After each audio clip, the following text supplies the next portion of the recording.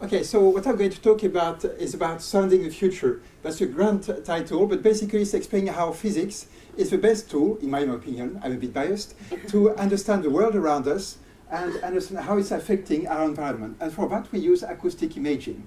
When we look at the Earth, it's a big planet. Most of it is the blue planet.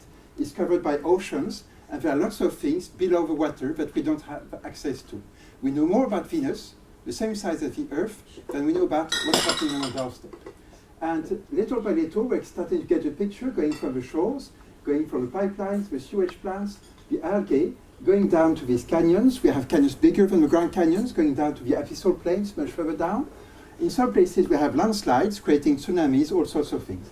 What we do is use acoustic imaging with sonar, sending a sound wave, and we get the echoes. And these echoes get us an image of what's going on.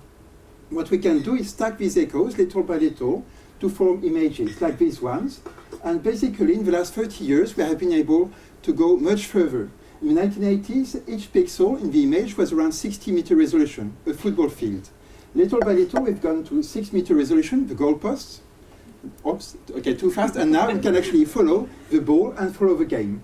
Except that when we follow the game, we move all around in the oceans, and we have to try to synchronize and standardize what we're doing to account for movements of the ocean, the movement of the sensors, and anything that can happen underwater. It has revealed wonderful volcano chains, all the mid-ocean ridges that we have. These are images I got back in '96 from volcanoes. And right there we have hydrothermal vents with all sorts of new forms of life, hydrothermal shrimps and so on. We can see other things on the seabed. This is from a shipwreck I investigated in the Pacific, where we can see all sorts of very strange things, and actually we can identify which bit of the ship and understand how it came about, how it was wrecked. We can also make maps. This is from offshore Lisbon, and actually map out the seabed on very big slopes going down 2 kilometers in this direction, looking at landslides which are very likely to have created the tsunami of 1755 that destroyed Lisbon. What we can do as well with these tools is map marine habitats, looking at coral reefs, deep sea coral reefs, as well as shallow water ones. I'm unlucky, I always work on the deep water ones, which are in cold places. I haven't been to Tahiti or the other places.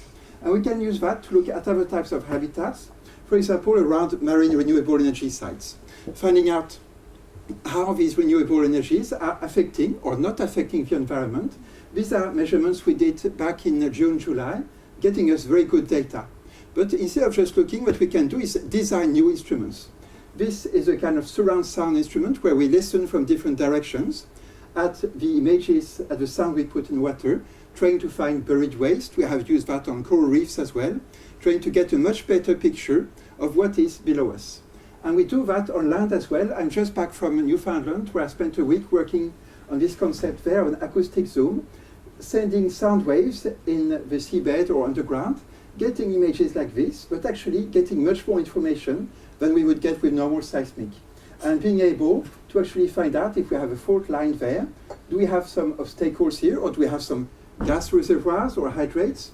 If we want to drive piles and we find obstacles, is it going to be long bedrock, or can we find a way where we can send instruments down or put pylons or oil rigs in places there without costing too much money, and also find all sorts of interesting things on the underground. What we can do as well, instead of just sending our sound waves, is stay silent and listen to everything that is going around us, from natural sources to human sources. We do that with different types of instruments, and what we can do is apply that, for example, to whales and their environment, finding out where they find the kelp beds with all the shrimps they have to eat, around 450 kilos per whale per day, and listen to how they navigate in their environment without making any sound. What we are doing as well is looking at the human impacts, trying to find from sound how noisy, how much we affect the environment. That's a paper we had published a few weeks ago, looking at the human impacts from shipping, recognizing the noisy ships, the good ones, and finding new ways to quantify their impacts. Finally, we have been working on climate change. That was a good way to go to the Arctic, listen to the sound of melting glaciers and icebergs. Sometimes you have bits just calving, falling down. And basically what we can do is apply these tools all around the world, sounding the environment, but sounding our future, because everything that happens now is affected by climate change. And from habitats to lost ecosystems, to new resources that affects what we do. Thank you.